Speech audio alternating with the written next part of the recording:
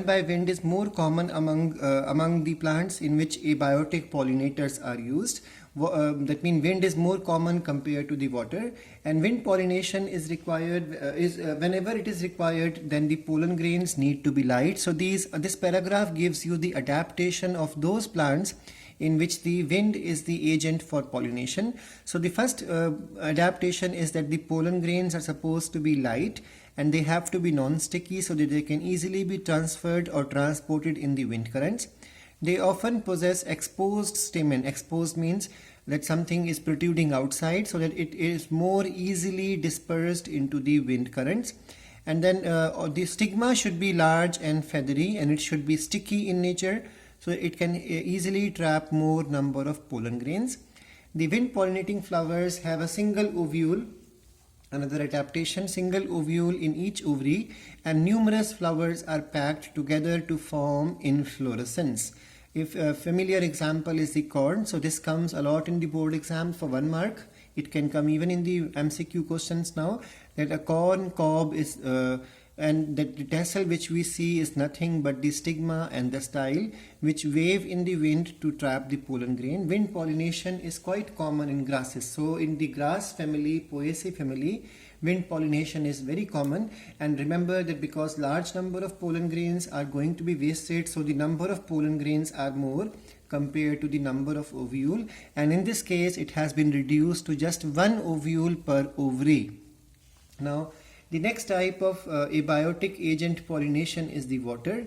So pollination by water is quite rare, and it is found only in 30 genera or genus of, that is also basically of monocots. Now in these plants, the moment we talk about the water, we think of the all aquatic plants might be using water as pollinating agent. So let's go through the NCERT. What it says: water is a regular mode of transport for the male gametes among the lower plants. So lower plants are algae, bryophytes and pteridophytes. In 11th class we have already learned that these plants depend upon water because their male gametes or their male structures are flagellated or ciliated, so they have to be traveling or swimming through the water. So some bryophytes and pteridophytes, they are not found everywhere. Their distribution is limited because they need water for the transport of the male gametes and to ensure fertilization. So in the same manner, there are some plants in which, for example, Vallisneria and Hydra, these plants grow in fresh water, and then there are some plants like Zoostra which is found in the marine water. So these examples are specific, you have to learn. Vallisneria and Hydra are fresh water, Zoostra is the marine water. So these plants also depend upon water for pollination. Now this again comes oftenly in the board exam, that water hyacinth and water lily, they are aquatic plants, but what mode do they use? They basically depend upon insects, or they depend upon wind for pollination. Just like in the case of the land plants, they do not depend upon water for pollination.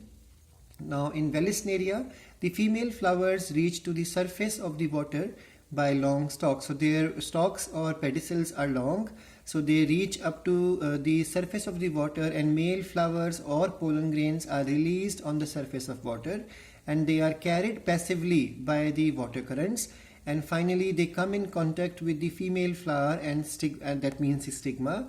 And then in another plant which is the Zoostra, so in the case of Vallisneria, this is the mode of pollination. In the case of Zoostra, the other groups, the female, it is clearly mentioned, other groups of the plants like the sea grasses example is Zoostra. Female flowers remain submerged in water. So in this case, they come to the surface. Here they remain submerged in water. Pollen grains are released inside the water. Here pollen grains are also reaching the surface of the water. Pollen grain in many of such species are long and ribbon-like. So that's why we have learned in the beginning of session that Zoostra has the longest pollen grain and a flexible pollen grain without XII, because it has to coil around the female reproductive part, or you can call it as the stigma.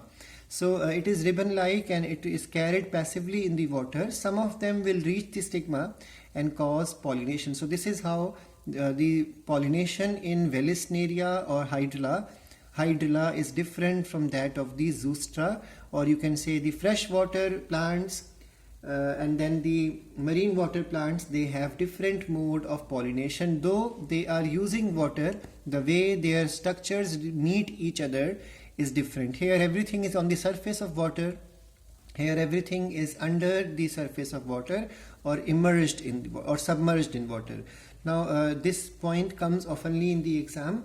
In most of the water pollinated species, pollen grains are protected from the wetting by a mucilaginous covering. So a question could be framed in this manner: how Vallisneria protects its pollen grain from the wetting?